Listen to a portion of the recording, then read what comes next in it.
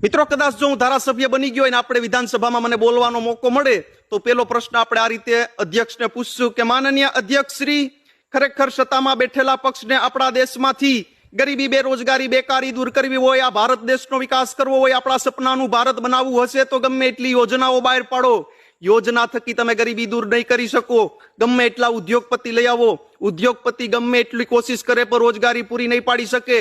તો માનનીય અધ્યક્ષ શ્રી, તમે પણ જાણો છે કે ભારત દેશની 70 થી 80% વસ્તી ખેતી અને ખેતમજૂર સાથે સંકળાયેલી છે. એકવાર ખેતીને સમૃદ્ધ બનાવો. માનનીય અધ્યક્ષ શ્રી, કહેતા મને દુઃખ થાય છે કે અત્યારે ખેતીની હાલત તો તમે જોવો, ખેડૂત દેવામાં ડૂબતો જાય છે, ખેડૂતને સિંચાઈનું પાણી નથી મળતું. આજથી 10 વર્ષ પહેલા જે પાકના ભાવ હતા એ પાકના ભાવ અત્યારે જ છે. માનનીય અધ્યક્ષ શ્રી, આજથી 10 વર્ષ પહેલા કોઈ પણ વસ્તુના ભાવ જોઈ લ્યો, બધાયના મોંઘવારી વધી ગઈ છે. ખેડૂતના પાકની મોંઘવારી નથી વધતી, ખેડૂતના ભાવ નથી વધતા. ખેડૂત દેવામાં ડૂબતો જાય છે. ખેડૂત ખેતી વેચીને બહાર જવા માંડ્યો છે. ગામડા ખાલી થઈ ગયા છે. એક 50 વીઘાનો માલિક એના પુત્રને ખેતી કરાવવા નથી માંગતો. ક્યાંક સિટીમાં 15,000 રૂપિયા નોકરી કરી લેજે બેટા, પણ ખેતી ન કરતો. આજ મોદી સાહેબ જયારે 2014માં વડાપ્રધાન માટે પોતાનો ચૂંટણીનો પ્રચાર કરતા ત્યારે કહેતા હતા કે ભાઈઓ બહેનો, આપણી સરકાર આવશે તો સ્વામીનાથન કમિશનના રિપોર્ટ મુજબ MSP બધા પાકને આપવામાં આવશે.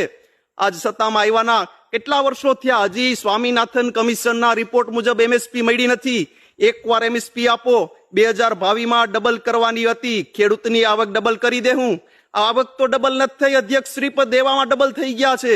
એકવાર ખેતીને સમૃદ્ધ કરો, ખેતી સમૃદ્ધ થાય તો એનો દીકરો તમારી પાસે રોજગારી નહીં માગે. એ જ ખેડૂત પાસે રૂપિયા હશે તો માર્કેટમાં જાહે, નવી 4 વ્હીલ લેશે, ગાડી લેશે, બંગલો બનાવશે, આખી ઇકોનોમી ઉપર આવશે. તમારા ઉદ્યોગપતિ નહીં સારું થાય. એટલે એકવાર ખેતીને સમૃદ્ધ બનાવો, ખેડૂતને સક્ષમ બનાવો, ખેડૂતને તાકાતવાર બનાવો. જય હિન્દ, જય ભારત.